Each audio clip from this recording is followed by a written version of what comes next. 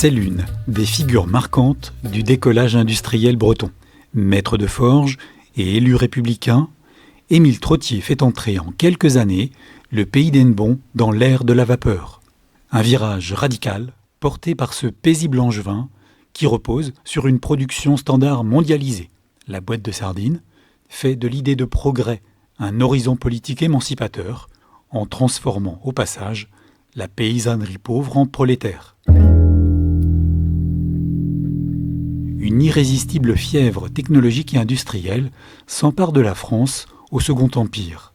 Le contexte libéral, technophile et capitaliste favorise les entrepreneurs sans fortune, comme les Trottier, solidement épaulés par leur réseau familial, politique et professionnel, celui des entrepreneurs ingénieurs ligériens. Émile Trottier est né à Montjean-sur-Loire, près d'Angers, en 1813, dans une famille artisane éprise d'ascension sociale. Avec son frère Henri, de 2 ans son cadet, il se forme à l'école supérieure d'arts et métiers d'Angers et en sort ingénieur. Ouvrier d'excellence également, après un tour de France parmi les compagnons du devoir.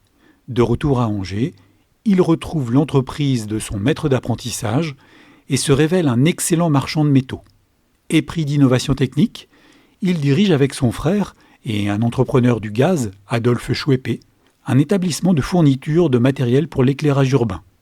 La destruction accidentelle de l'usine dans un incendie en 1859 pousse le trio, Trottier frère et Chouépé, vers de nouveaux horizons. Ils vont alors tenter leur chance vers le littoral breton où les besoins en tôle pour l'industrie de la conserve semblent prometteurs. Kerglave, le cœur des forges, devient alors le nouveau foyer d'Émile Trottier, de son épouse, Marine Rénali, et leur fils, Jules. Ils ne s'éloigneront plus dès lors des rives du Blavet. L'organisation familiale se recompose. Henri retourne aux affaires à Angers, tandis que Jules, l'héritier, entre aux forges comme ingénieur. Sa sœur, Marie-Adélaïde, renforce par son mariage une alliance décisive pour l'avenir de l'entreprise familiale.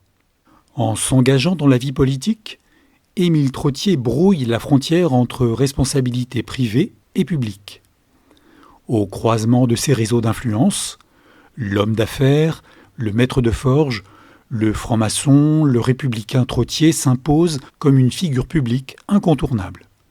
Élu conseiller municipal d'Hennebont en 1865, il siège au Conseil général du Morbihan, à la Chambre de commerce de Lorient, et obtient en mars 1878 le fauteuil de maire d'Hennebont. La circonscription, bien trop conservatrice, lui refuse l'Assemblée nationale aux élections de 1885. À l'heure de quitter la scène publique, en 1888, son empreinte sociale et culturelle sur le territoire est profonde, bien au-delà des quelques 1000 ouvriers des forges.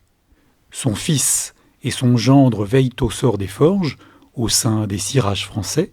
Hennebont a définitivement basculé dans le camp de la République, dans une région majoritairement cléricale et monarchique.